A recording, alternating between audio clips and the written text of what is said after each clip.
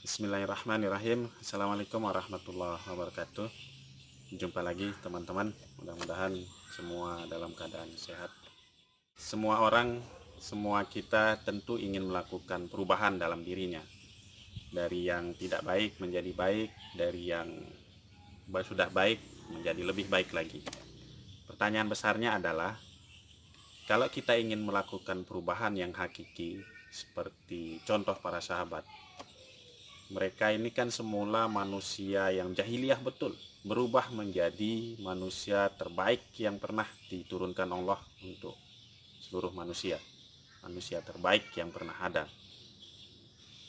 Kalau kita bandingkan start kita dengan para sahabat, ini kan lebih bagus start kita sebenarnya kalau mau jujur. Para sahabat ini kan startnya dari minus sekali, dari jahiliyah betul, tidak mengenal Islam, menyembah berhala dan segala macam. Tapi kok bisa berubah menjadi manusia terbaik yang pernah ada. Nah, kita ini alhamdulillah sudah memeluk Islam. Startnya sedikit lebih baik dari para sahabat. Dari sisi itu kita sudah masuk Islam. Startnya sedikit lebih baik dari para sahabat. Seharusnya pencapaian kita minimal bisa sama dengan para sahabat. Nah, pertanyaan besarnya adalah bagaimana agar bisa seperti itu? Bagaimana kita melakukan perubahan? Dari mana harus mulai melakukan perubahan? Agar bisa mendapatkan perubahan hakiki yang lebih baik dan bertahan. Agar istiqomah dalam perubahan itu. Tidak sekarang rajin beribadah, besok tidak. Sekarang imannya tinggi, besok tidak, dan seterusnya. Agar terus seperti para sahabat konsisten. Pertanyaan besarnya adalah dari mana kita memulai? Rasulullah SAW ketika pertama kali diperintahkan berdakwah oleh Allah Subhanahu Wa Taala juga bingung bagaimana harus mulai merubah pribadi-pribadi jahiliyah ini, bagaimana harus mulai merubah masyarakat jahiliyah ini agar menjadi pribadi muslim yang robbani. Dalam surat Ad-Duha ayat 7, Allah Subhanahu Wa Taala menceritakan kebingungan Rasulullah tadi.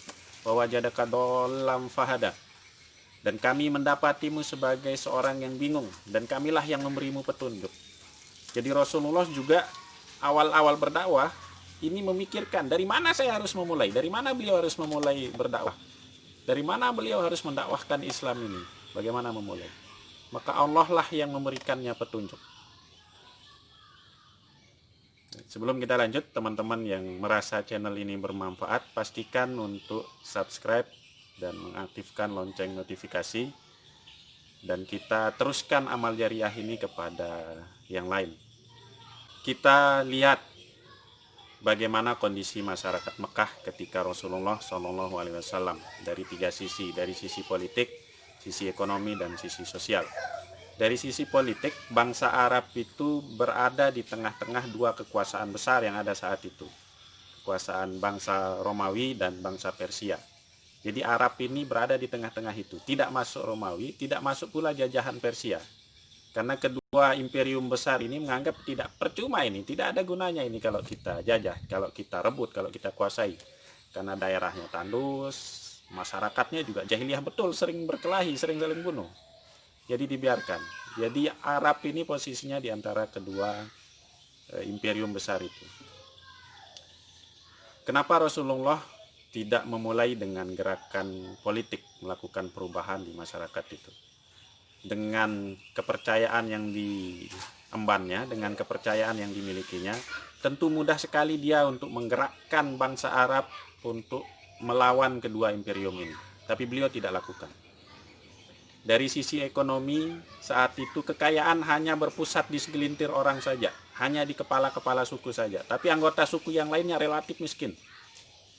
Kenapa Rasulullah tidak memulai dengan gerakan ekonomi? Tentu dengan gelar Al-Amin dan kepercayaan yang beliau punya, mudah sekali kemudian untuk menggelorakan semangat berbagi kepada yang lain, menggelorakan semangat membagi kekayaan kepada semua anggota suku. Tapi beliau juga tidak lakukan. Dari sisi sosial, kondisi masyarakat saat itu kita sudah tahu semua, sudah mafhum semua, jahiliyah betul. Ya. Perjudian, minum-minuman keras, percampuran istri dua orang saudara diperistrikan, zina, bahkan seorang istri itu bisa diwariskan kepada anaknya. Ini kan luar biasa jahiliyahnya, luar biasa kacaunya kondisi sosial saat itu.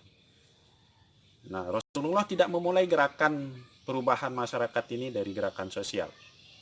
Tentu mudah sekali dia mengumpulkan orang-orang yang masih baik saat itu untuk memulai gerakan sosial, tapi Rasulullah juga tidak lakukan. Karena perubahan yang didasarkan atas gerakan politik, gerakan sosial, gerakan ekonomi tidak akan pernah bertahan lama. Tidak akan pernah bertahan lama sekali lagi. Kalau memulai dengan gerakan politik hanya mengganti tirani saja, dari tirani Romawi Persia menjadi tirani Arab. Kalau memulai dengan gerakan ekonomi akan memunculkan kedengkian, akan memunculkan sakit hati dari para kepala suku kepada beliau. Kalau memulai dengan gerakan sosial, perubahan yang dimulai dengan gerakan sosial itu tidak akan pernah bertahan lama. Tidak akan pernah bertahan lama sepanjang zaman. Jadi Allah lah yang menunjukkan Rasulullah dari mana harus memulai melakukan perubahan masyarakat itu. Dari mana harus mulai melakukan perubahan pribadi-pribadi muslim itu. Dan ini yang bisa kita contoh, teman-teman. Ini yang bisa kita contoh. Rasulullah memulai merubah manusia-manusia jahiliyah saat itu menjadi pribadi muslim terbaik, para sahabat radhiyallahu anhum. Itu memulai dengan syahadatain. Jadi azas perubahan yang hakiki itu adalah dengan syahadatain. Karena dialah pondasi dari semua amal baik. Dialah pondasi dari semua kepribadian tangguh itu. Dialah semua pondasi dari semua kepribadian agung itu. Jadi syahadatain, Allah lah yang menunjukkannya. Sehingga Rasulullah membutuhkan waktu 13 tahun untuk mendakwahkan syahadatain itu saja. Praktis hanya syahadatain di periode Mekah itu.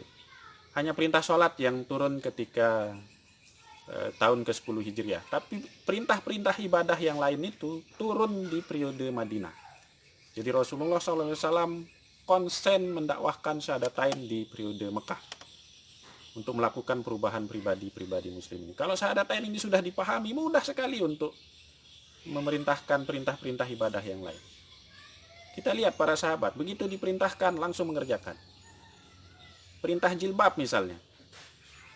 Ketika perintah jilbab itu pertama turun, para kaum mukminin, ya, para wanita-wanita mukmin saat itu langsung menyambar apa saja untuk menutup auratnya, untuk menutup rambutnya.